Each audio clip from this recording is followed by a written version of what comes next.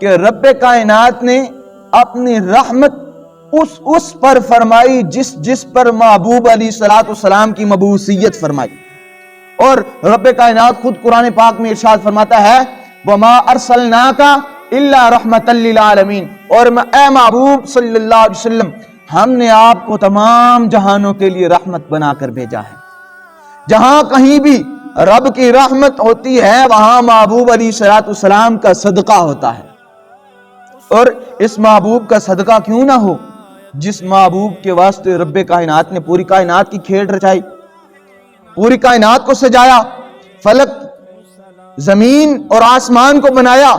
اور رب کائنات نے انسان کو بنایا اور اشرف المخلوقات بنایا.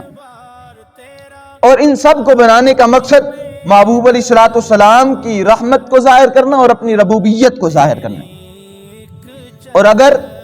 اس بات کی طرف آیا جائے کہ محبوب علیہ الصلوۃ والسلام کی رحمت ہمیں کیا میسر ہے، پچھلی امتوں میں یہ ہوتا تھا کوئی گناہ کرتا تھا تو اس کا چہرہ فوراً بدل جاتا تھا، لیکن اللہ کریم نے محبوب علیہ الصلوۃ والسلام کے صدقے یہ رحمت فرمائی کہ ہم گناہ کرتے بھی ہیں پر ہمارے چہرے نہیں بدلتے. یہ رب کائنات کی خاص عنایت ہے، محبوب علیہ الصلوۃ والسلام کی رحمت ہے کہ پچھلی امتیں اگر کوئی گناہ کرتی تھیں تو اس گناہ کی وجہ سے ان کے چہرے، ان کی شکلیں فوراً بدل جاتی تھیں، پر رب کائنات نے اس محبوب علیہ الصلوۃ والسلام کو بھیج کر اس کو رحمت بنا کر ساری کائنات والوں کو بتا دیا کہ پچھلی امتوں میں فوراً شکلیں گناہ کے بعد بدل جاتی تھیں، پر اے محبوب کے غلاموں جب تک میرے محبوب کی رحمت ہے تمہارا رب تمہیں عذاب دینے میں جلدی نہیں فرمائے گا، محبوب کا صدقہ عطا فرمائے گا. وہ کسی شاعر نے بھی کیا خوب کہا تھا، کہہ رہا ہے آپ کا رب انت فیہم، آپ سے انت فیہم کا مطلب ہے آپ ان میں ہیں، کہہ رہا ہے آپ کا رب انت فیہم، آپ سے کیوں انہیں دوں میں سزائیں آپ کے ہوتے ہوئے. اللہ کریم محبوب علیہ الصلوۃ والسلام کی رحمت کا مستحق ہم سب کو بننے کی توفیق عطا فرمائے. اور یاد رکھیں محبوب علیہ الصلوۃ والسلام کے سامنے جانے کے لیے بھی کچھ ایسے اعمال بندہ اپنی زندگی میں کر کے جائے کہ کل محبوب علیہ الصلوۃ والسلام کے سامنے شرمندگی نہ ہو. محبوب کی آنکھوں کی ٹھنڈک نماز ہے، ہم نماز سے دور ہیں تو سمجھو رحمت مصطفیٰ سے ہم دور ہیں. محبوب علیہ الصلوۃ والسلام نے منع فرمایا کسی کے ساتھ جھوٹ نہیں بولنا، کسی کی غیبت نہیں کرنی. محبوب علیہ الصلوۃ والسلام نے منع فرمایا کہ آپس میں بغض نہیں کرنا، دل میں کینہ نہیں رکھنا. محبوب علیہ الصلوۃ والسلام نے منع فرمایا کہ کسی کا حق نہیں تلف کرنا، کسی کے حق کو تلف کر کے اپنے حق میں نہیں ثابت کرنا بلکہ جس کا جو حق ہے اس کو پورا کرنا. اگر یہ ہم اس کے برخلاف کرتے ہیں تو ہم رحمت مصطفیٰ سے محروم ہوتے ہیں.